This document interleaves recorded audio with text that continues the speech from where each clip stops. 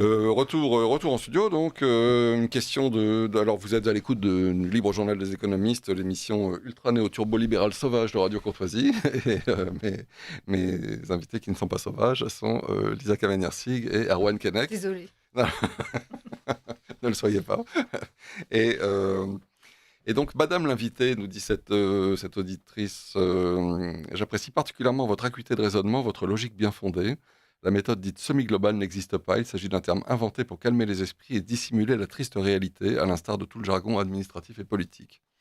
Une méthode d'apprentissage de la lecture ne peut par définition être semi-globale. La méthode dite globale exclut toute forme d'insertion syllabique. Tout à fait. Monsieur Mérès, les mots process et management ne sont pas français. Les mots procédé, méthode et gestion le sont. Bon, eh bien, écoutez, nous ferons attention. Voilà, un auditeur nous dit bonjour, au-delà des questions de l'algorithme de Parcoursup, il y a l'effet pervers d'orienter les enfants de parents plutôt aisés vers des concours passés dès février ou mars pour des études longues de 5 ans en école supérieure privée. Les résultats arrivant dès maintenant, je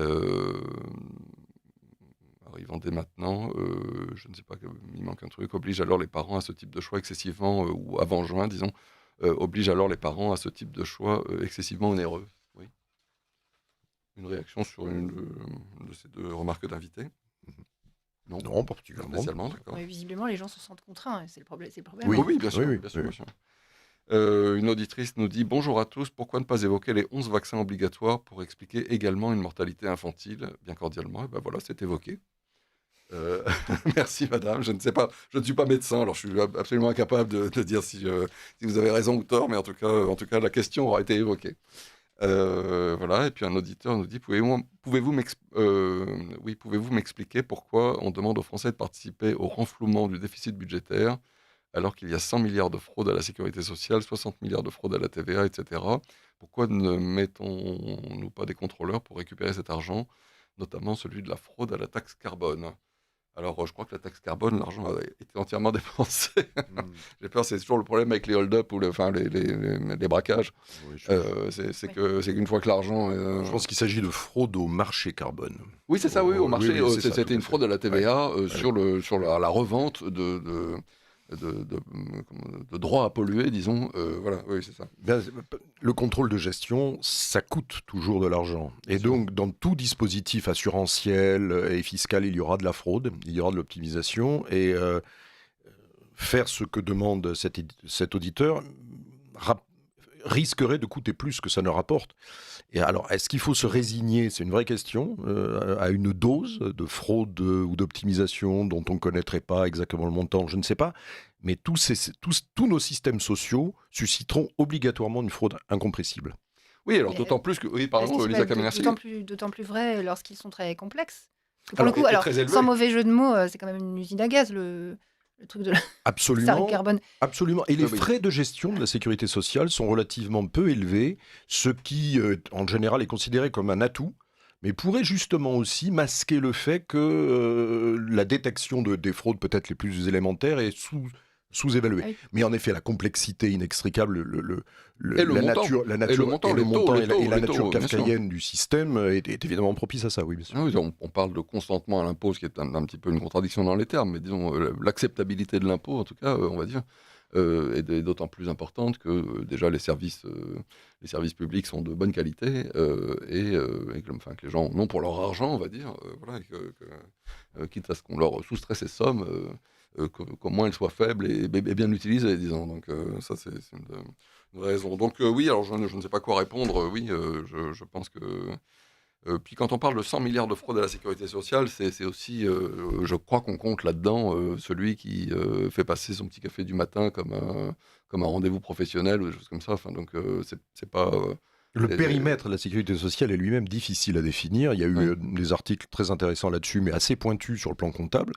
Il y a une opacité comptable de la sécurité sociale qui permet de faire parfois passer pour des excédents ce qui n'en est pas, etc. Donc il y a aussi un manque de transparence qui rend le maniement des chiffres délicat. J'ai entendu hier Amélie de Montchalin au journal de 20h, je ne sais plus sur quelle chaîne, expliquer qu'il y avait 467 niches fiscales en France et que c'était trop et qu'elle allait travailler à réduire le nombre de niches fiscales. Euh, Depuis 466, quand elle s'en est. C'est-à-dire qu'il y a quelques années, il n'y a pas longtemps, j'en comptais 456. Donc voilà, il y en a eu 11 de plus, et à mon avis, c'est ça déjà, c'était déjà à l'époque de Macron, disons. La tendance est plutôt d'augmenter. D'ailleurs, il y avait une très, très bonne étude faite par l'Institut Molinari, je ne sais plus si c'était Cécile Philippe ou Nicolas Marquez, qui l'avait conduite, peut-être les deux, qui était très intéressante parce qu'elle montrait que finalement, les dépenses de l'État français étaient assez comparables avec certains de ses voisins, enfin, ses voisins les plus immédiats, l'Italie, l'Allemagne, etc. Mais que la différence était surtout sur les cotisations sociales, qui étaient 3 fois plus élevées qu'ailleurs, et que finalement l'État multipliait les niches fiscales pour que les entreprises ne meurent pas de cette asphyxie par les cotisations sociales. Absolument. Voilà. Et donc, c'est ce qu'on appelle d'ailleurs, et c'est ce que les détracteurs appellent la politique de l'offre. Mais en réalité, c'est une politique qui vise à maintenir les entreprises sous poumon d'acier, c'est-à-dire avec un taux de rentabilité tout juste suffisant pour renouveler leur investissement et effectivement ne pas faire faillite.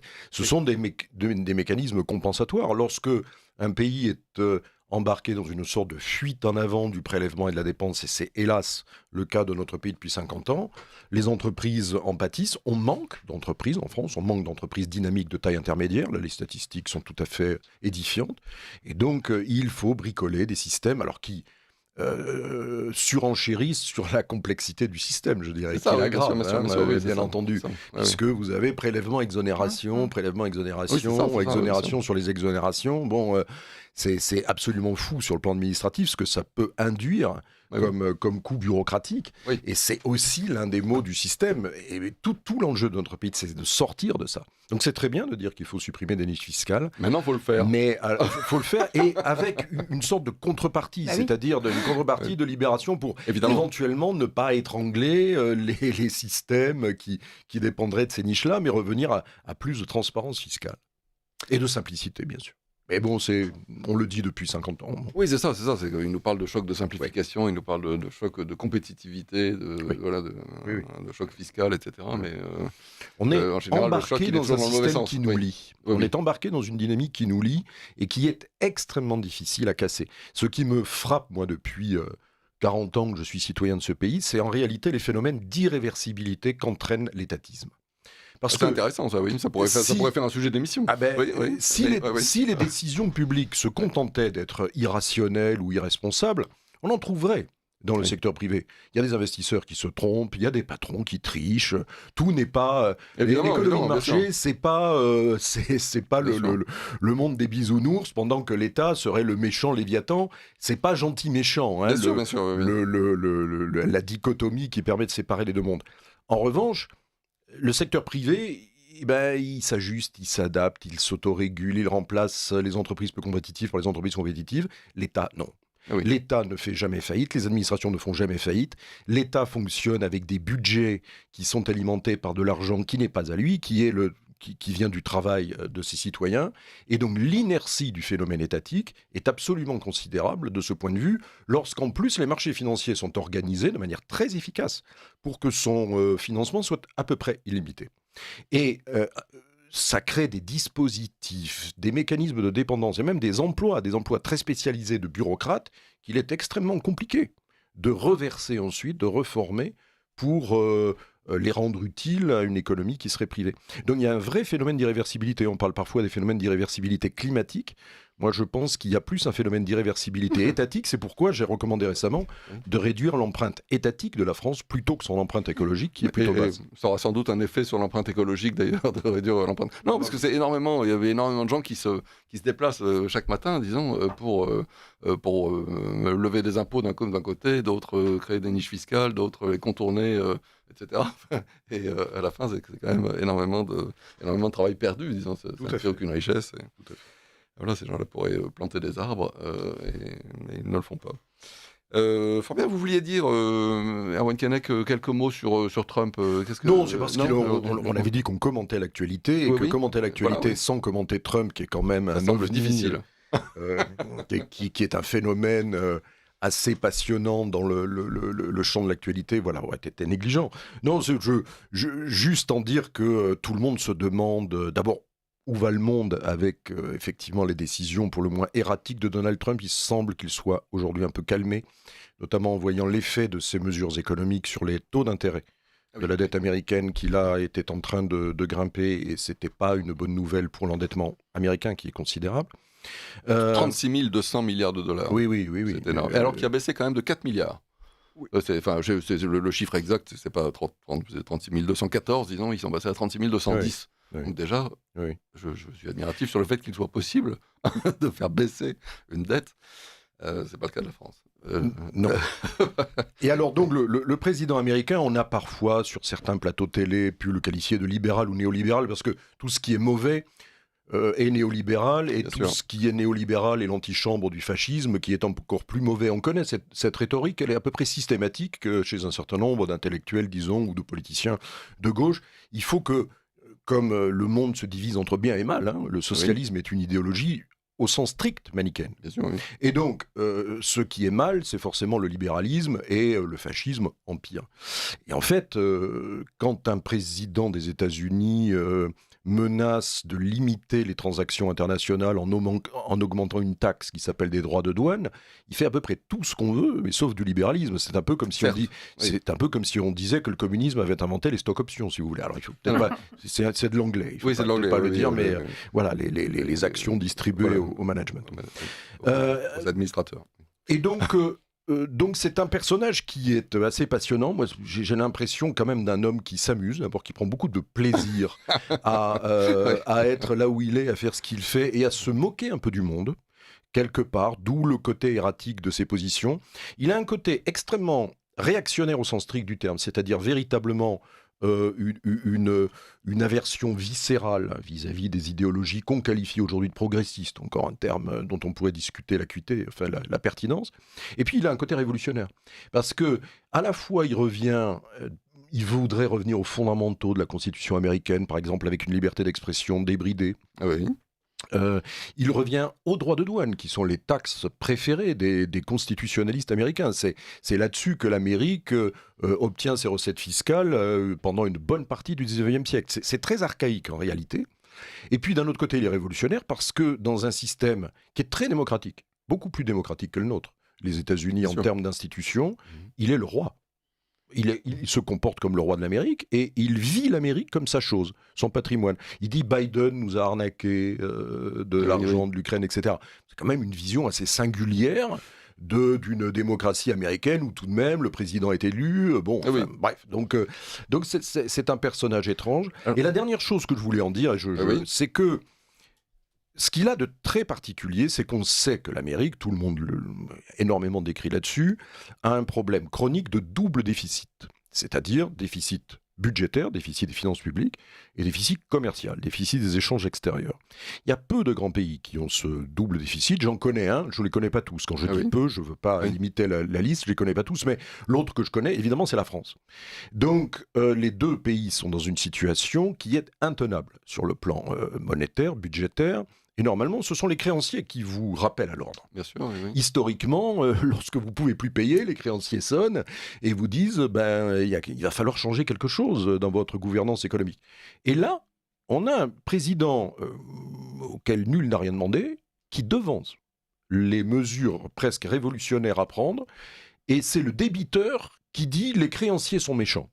Oui. La Chine est méchante, l'Europe est méchante, il emploie quasiment ces termes-là, et il a une vision victimaire de l'économie américaine qui me semble incohérente. Donc là, j'adresse carrément, très clairement une critique à Donald Trump et au Trumpisme, qui est une idéologie qu'il combat par ailleurs, c'est-à-dire l'idéologie victimaire d'une Amérique qui, vivant à crédit et s'offrant un niveau de consommation tout à fait somptuaire, grâce au travail des Européens et des Chinois et des Japonais, les accuse en réalité de les avoir intoxiqués de dettes, ce qui est tout à fait incohérent. Mais en revanche, et là il est intéressant et je termine là-dessus, le problème sur lequel il met le doigt, il a raison, c'est ce double déficit chronique, et je relisais des notes historiques là-dessus. Ces propositions ressemblent à celles, à de maints égards, de Richard Nixon en 1970, lorsque le régime de l'étal en or, qu'on appelle le régime de Bretton Woods, s'effondre parce qu'à l'époque, les Américains ne peuvent pas honorer leur paiement en or. C'est un défaut de paiement américain. Oui. C'est très très rare dans l'histoire. Il n'a pas eu d'incidence sur la situation. Ça a choqué tout le monde, disons, la fin des accords de Bretton Woods. Tout à fait choqué. Voilà. Le monde a été estomaqué, mais voilà, ça s'est arrêté là. Disons, et donc, il met le doigt sur le problème, mais je pense qu'il y apporte globalement de mauvaises solutions. En tout cas, toutes les solutions que je lui ai vues mettre en avant ne me semblent pas à la hauteur du problème. L'Amérique a un problème de compétitivité. C'est certain, il y a de très beaux fleurons économiques qui cachent une situation qui est, à certains égards, moins florissante. Et c'est là-dessus, et donc sur des réformes structurelles, qu'il me semble qu'il devrait travailler. Alors, vous disiez à l'instant que les États-Unis sont une très grande démocratie, je suis bien d'accord avec vous. Il leur manque peut-être quelque chose qu'on trouve en Suisse ou dans d'autres pays, c'est le référendum abrogatif ou révocatoire qui permet, quand on sent que les représentants qu'on a élus ne sont pas tout à fait représentatifs de ce que nous sommes, enfin de ce que les électeurs sont, qui permet de revenir en arrière, alors soit de révoquer carrément si la situation l'exige, soit sur un domaine particulier, et dire voilà, cette décision que vous avez prise, le peuple qui vous a élu n'est pas d'accord, et revient en arrière, disant, voilà, bon. Je crois qu'il leur manque aussi la modestie. En tout cas, à Trump, il lui manque la modestie. Les dirigeants suisses, certes, sont inconnus. Il y a quand même un délire mégalo. Et moi, je pense que c'est pas seulement de la victimisation, c'est de la paranoïa. Et ce qui va très bien avec la mégalomanie. Je parlais avec un conférencier là, qui est intervenu à l'IREF il y a quelques jours sur la... On parlait de l'école, le homeschooling, enfin, je sais pas, l'école à la maison, que Trump avait intégré à son programme avant d'être élu, avec même la promesse de rémunérer les familles qui instruiraient leurs enfants à la maison. Et donc je disais à ce conférencier que je trouvais que c'était finalement une bonne idée, pour le coup, se baser sur la subsidiarité, ce que les parents peuvent faire, pourquoi l'État le ferait. Et il me disait, détrompez-vous, en fait, c'est une façon de faire échapper, de permettre aux familles, justement très réactionnaires, très protestantes, au sens puritain du mot, d'échapper à l'école publique qui oblige évidemment ces familles, ces élèves à entrer dans des valeurs, on va dire républicaines, on dirait ça en France. Et donc, lui pensait carrément que M. Trump était sur la voie du fascisme.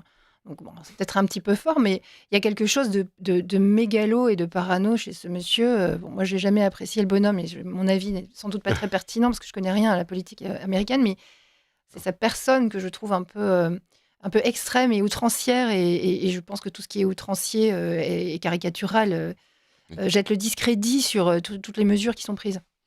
Alors, pour revenir aussi, vous parliez, Erwan Keinec, des droits de douane. Je suis complètement d'accord avec vous, évidemment, sur le fait que les libéraux ont toujours été formels sur le fait, Cobden et la Ligue, Bastia, en 1840, des poussières, etc. Néanmoins, il y a deux cas très particuliers dans le monde d'aujourd'hui. Il y a un premier cas qui est les États-Unis, c'est-à-dire que tout le monde veut vendre aux États-Unis. C'est un énorme marché, 300 millions de consommateurs riches, on va dire. Donc, dans les entreprises, comme je le dis parfois, il y a en général un pôle qu'on appelle États-Unis et puis le reste du monde. Enfin, grosso modo, c'est comme ça que l'exportation se définit. Et donc, Trump, je crois, sait bien qu'il y a cette appétence très forte de tous les pays du monde pour exporter aux États-Unis. Et donc, il sait qu'il y a une capacité de négociation que n'a pas Monaco. C'est-à-dire que quand Monaco augmente les droits de douane, tout le monde s'en fiche. Quand les États-Unis augmentent les droits de douane, parce que les Français, les Allemands, etc., ont des droits de douane sur les produits américains scandaleusement élevés. Hein, j'ai oublié de prendre certains chiffres que j'avais sur le sujet, peu importe. Voilà, Trump, à mon avis, a l'espoir que... lui, il avait déjà dit dans son premier mandat 2016-2020, il avait dit, moi je suis tout à fait d'accord, on met à zéro, mais on met à zéro des deux côtés. Hein, donc voilà, si vous baissez vos droits de douane, je les baisse d'autant immédiatement, et d'ailleurs c'est encore le marché qui le met en main. Et puis il y a un deuxième pays qui est exceptionnel, c'est la Chine, qui est exceptionnel parce qu'ils ont toujours refusé la convertibilité du yuan. Et là, ça crée un autre problème, c'est que le Parti communiste chinois est prêt à vendre ses esclaves à n'importe quel prix. Donc ils peuvent dévaluer quand ça leur change. Enfin, disons, ils auront toujours des produits très compétitifs et vous pouvez aller voir sur les sites Temu, etc. Enfin, les ventes en ligne, là, comme ça, vous avez des produits à 1,97 €, voilà, qui valent 25 € ailleurs dans le monde. Enfin, alors c'est ça, enfin, et cet argent va aller directement dans la poche du Parti communiste. Et je ne sais pas ce que le travailleur du Laogai recevra. Comme quelques graineries, il mourra, tout le monde n'en aura rien à faire, etc. Donc c'est un petit peu ça qui crée une énorme anomalie de la Chine. Je ne sais pas si c'est la bonne technique, mais en tout cas c'est une situation exceptionnelle qu'il faudrait corriger. Je rappelle que si le yuan n'est pas convertible, c'est parce que quand Deng Xiaoping a fait ses premières réformes en Chine à la fin des années 80, enfin en 1990 environ, je n'ai pas les dates en tête, l'OCDE m'a dit pour encourager la Chine à continuer ses réformes, on va faire une exception pour eux, le yuan ne sera pas convertible. Voilà. Bon, et aujourd'hui, alors avec Deng Xiaoping et Hu Jintao, c'était pas, à mon avis, la Chine avait plutôt tendance à se libéraliser. Avec Xi Jinping, il est clair qu'elle ne se libéralise pas du tout. Oui, c'est vrai. Et nous payons très cher les conséquences de cette décision de l'OCDE, Oui. des pays de l'OCDE. Implicitement, la Chine fait partie de la zone monétaire dollar. Alors la question serait si le yuan était effectivement convertible, devenait une devise, une monnaie internationale, est-ce que vous achèteriez des actions ou des obligations au yuan? Alors ça, c'est une vraie question, parce que c'est ça qui se pose. Et donc, peut-être que le Parti communiste chinois est sceptique quant à cette éventualité, et donc se contente de cette parité, effectivement, fixe, qui lui permet de vendre ses produits et de prêter tous ses dollars aux États-Unis. Alors d'ailleurs, beaucoup moins depuis 10 ans, en vérité. Les réserves en dollars de la Chine sont importantes, mais beaucoup moins depuis une dizaine d'années, comme si la Chine sentait bien aussi que son débiteur américain était peut-être moins solvable qu'il n'y paraît. Ces toutes dernières années, ce seraient plutôt les épargnants allemands qui prêteraient leur épargne aux États-Unis pour financer notamment leur énorme dette publique. Mais oui, ce que vous dites est juste, c'est tout le problème de ce qu'on appelle la mondialisation. Et il y a deux aspects dans cette mondialisation. Comme il y a plusieurs aspects difficiles à démêler dans l'inflation, dans le capitalisme, dans les phénomènes économiques d'aujourd'hui, quelle est la part de libre-échange aujourd'hui entre la Chine et les États-Unis? Il y en a, parce qu'il y a de vrais transferts de technologie, il y a des vrais phénomènes de spécialisation, on peut même trouver des phénomènes de coopération. Quelle est la part de libre-échange et quelle est la part de stratégie politique qu'on appelle le mercantilisme? Bien sûr. Qui est le mercantilisme consistant à inonder le monde de ses produits. On produit tout, on exporte, ce qui veut dire travailler beaucoup et consommer peu et investir peu à l'extérieur. Oui. Ça demande beaucoup de sacrifices à la population. Hein. Bien sûr. Il y a une population de cigales, c'est les Français et les Américains qui, pris de manière agrégée, consomment et travaillent peu. Ça peut sembler bizarre de dire ça pour les États-Unis, mais c'est la vérité. Oui. Collectivement, en tout cas, c'est la vérité. Alors évidemment, il y a de très grands phénomènes d'inégalité à l'intérieur de ces deux pays, qui ne sont pas pour rien dans les phénomènes de crispation politique qu'on observe dans chacun de ces deux pays, comme par hasard. Mais donc, il y a cette stratégie mercantiliste qui consiste à inonder le monde des marchandises pour accumuler. Alors jadis, c'était l'or. On accumulait l'or qui était une sorte d'arme de guerre nucléaire. Et là, c'est accumuler les dollars et peser sur éventuellement les politiques américaines grâce à l'arme monétaire. Ça exaspère vraisemblablement Donald Trump qui répond par une sorte de contre-stratégie mercantiliste.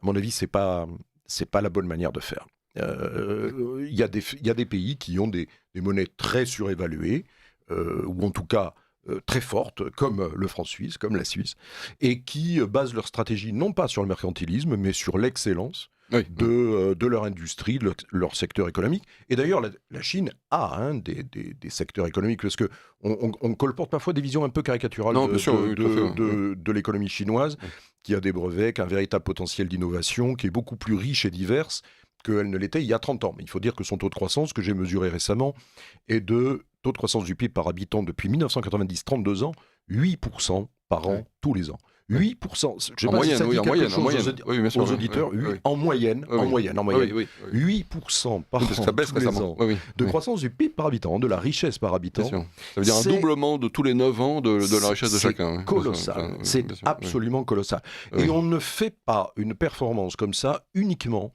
sur des subventions, du mercantilisme ou des artifices politiques. On réalise ça aussi parce qu'on a de vraies qualités industrielles derrière. Certes, mais ils ont aussi un contrôle total de leur Oui, marché intérieur et la capacité à et les- tuer les concurrents, disons, si jamais ils ne souhaitent pas Oui.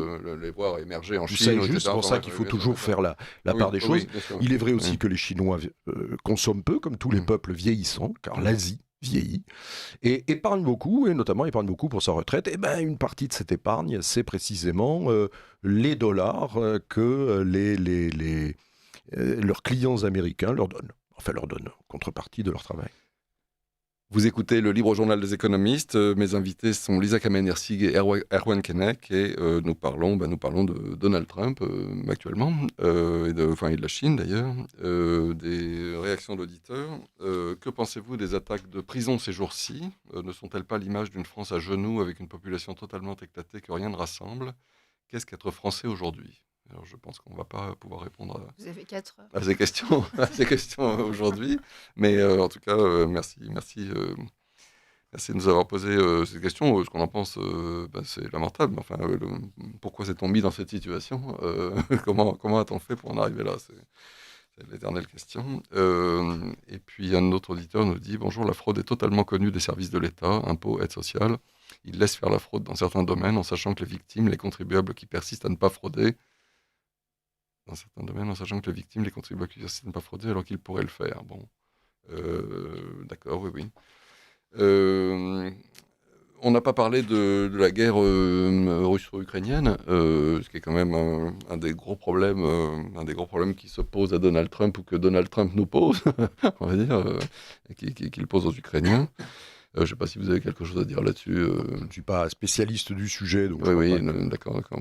Ce qui est sûr, c'est que je crois, enfin, que moi, ce que je remarque, mais je pense que il y a beaucoup de choses étranges dans l'attitude de Donald Trump quant à ce conflit. Ce qui est sûr, c'est que j'ai vu énormément de gens qui étaient jusque-là très raisonnables et qui n'étaient jamais tombés dans le délire du à tout prix.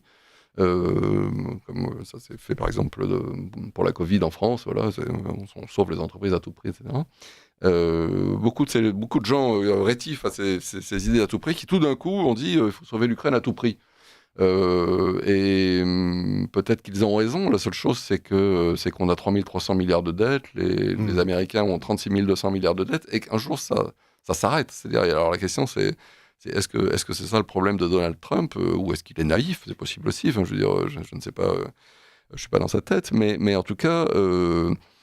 Ce problème financier est énorme. C'est 36 200 milliards de la dette américaine. Disons que c'est plus que le coût de la Première Guerre mondiale pour les Américains, de la Deuxième Guerre mondiale, la conquête de la Lune et le New Deal. Enfin, je veux dire, c'est des sommes absolument faramineuses. Effectivement, se lancer dans une guerre mondiale avec ce boulet au pied. Alors, moi, je ne vous cache pas que quand la France était endettée de 100 milliards, je disais stop, ça va. Enfin, bref, à 200 milliards, pareil, 500 milliards, 1000 milliards, 2000 milliards, 3... moi, j'ai envie tout le temps de dire ces gens-là sont plein délire. Ce qui est sûr, c'est qu'à un moment, ça s'arrête. À un moment, non, c'est à un moment, voilà. Alors, je sais pas, moi, je peux pas mettre le curseur. Je peux pas, moi, dire c'est à 3300 ou à 5000 milliards que la France se retrouve en défaut de paiement, comme on parle de faillite pour les pays, se retrouve en défaut de paiement. La question, c'est ça. C'est tous ces gens qui étaient très raisonnables sur la question du à tout prix, tout d'un coup disent il faut sauver l'Ukraine à tout prix. En a-t-on les moyens? C'est la question. Enfin, c'est la question que je me pose. En tout cas. Oui, qu'est-ce que ça veut dire? Oui. Moi, je suis assez fataliste là-dessus. Alors, sur le plan moral, comme tous les libéraux, évidemment, le droit est pour l'Ukraine. Ça, il n'y a aucun doute pour moi. Mais après, il y a une situation de fait et une situation de fait avec une puissance nucléaire. Et donc, c'est triste à dire, mais on ne peut pas raisonner exactement de la même manière que si on n'avait pas affaire à ce géant-là. Bien sûr. Et donc, je ne vois pas aujourd'hui, mais je ne suis pas spécialiste, il est possible Non, bien sûr, moi non plus. Je ne vois pas comment la Russie rendra les territoires qu'elle a annexés. Oui. Et alors, on va terminer l'émission là-dessus, là, sur cette autre question, taxer les riches nous appauvrit. Alors, je crois que c'est une vérité dont les gens ne sont pas assez conscients. Éric Lombard, là, récemment, là, je disais ça en début d'émission, hein, a dit qu'on n'allait pas augmenter les impôts, en parlant évidemment des impôts, enfin le gouvernement en général d'ailleurs, en parlant des impôts des classes moyennes, hein, de la majorité de l'électorat, on va dire. En revanche, ils n'ont aucune gêne, évidemment, à faire porter l'effort, comme ils appellent ça, sur les plus riches. Et ils ne comprennent pas, je crois, cette idée fondamentale que finalement, c'est exactement comme pour un paysan, le fait de manger le blé en herbe. C'est-à-dire que taxer les riches, c'est bien, ça résout les problèmes, ça permet de passer la nuit ou la saison, disons, mais c'est là que se situe le capital, l'investissement, toutes ces sommes qui sont engloutis par l'État et qui servent immédiatement à combler les déficits ou à payer les intérêts de la dette, c'est de l'argent qui ne sera jamais investi, voilà. Ou d'ailleurs, même la dépense des riches, à une époque, il y a des gens qui parlaient de théorie du ruissellement. Il n'y a pas de théorie du ruissellement, il y a du ruissellement. Quand quelqu'un va au Ritz, enfin, je veux dire, il y a les soubrettes, les garçons d'ascenseur, etc. Non. Je ne suis jamais allé au Ritz, alors je ne sais pas s'il y a des soubrettes ou des femmes de chambre, je ne sais pas, oui, enfin bref, voilà, des femmes de chambre. Et donc, voilà, si vous avez une belle voiture et que vous l'emmenez chez le garagiste ou chez le cireur de voiture, tout ça, merci bien, tout ça évidemment ruisselle. Et quand ça ne ruisselle pas, oui, ça permet d'investir, et c'est tout ce qui manque à la France. C'est-à-dire que nous, on n'a qu'un seul investisseur en France, c'est la Banque publique d'investissement. Voilà, on n'a pas comment ça s'appelle, d'ange des affaires ou d'investisseurs providentiels, voilà, comme on les nomme en France. Ou en tout cas très peu, c'est ridicule, c'est des clubs d'investissement qui arrivent à réunir péniblement 5 000 € après avoir instruit un dossier pendant 2 ans, etc. Enfin, et donc ça n'a rien à voir avec ce qu'on appelle... C'est-à-dire que vous n'avez pas d'argent à leur demander, parce que, après les avoir critiqués. Non, mais c'est pas grave, tant pis. Non, mais enfin, les critiquer, c'est un petit peu ridicule, disons, parce que le principe même du capital risque ou comme ça des investisseurs providentiels, c'est précisément que c'est votre voisin ou quelqu'un de votre quartier ou qui est pas loin, voilà, qui a beaucoup d'argent et qui. Alors il y avait Bernard Zimmermann qui avait évalué ça, qui avait dit que grosso modo, ce qui manquait énormément à la France, c'est des gens qui avaient 20 à 25 millions d'euros et plus. Mais que les très grandes familles, les Bernard Arnault, etc., les Bettencourt et tout, c'est autre chose. C'est des gens qui jouent un jeu qui est à leur échelle et ils prennent des parts de Fiat et du Club Méditerranée, ils les revendent, etc. Enfin bref, ils n'ont pas le temps de s'intéresser, évidemment, à l'innovateur du bout de la rue, quoi, ce qui est bien normal. En revanche, oui, c'est ces investisseurs providentiels qui ont 20 à 25 millions d'euros, ceux-là sont tous partis. Ils ont compris que pour leur seul moyen de survie, c'était de partir à Uccle en Belgique ou ailleurs, dans d'autres pays. Et du coup, on n'a absolument plus aucun investisseur providentiel possible en France, quoi. Et il y en aura encore moins, puisqu'on va taxer les riches. Ça va avoir pour effet éventuellement de la dissimulation fiscale, et sinon, les gens qui vont partir, qui vont eux aussi partir ou installer leurs affaires à l'étranger, etc. Mais disons que dans le tonneau des Danaïdes fiscales et budgétaires dans lequel on est, on fait ce qu'on peut, on se raccroche aux dernières branches possibles. On sait qu'il y a un ras-le-bol fiscal.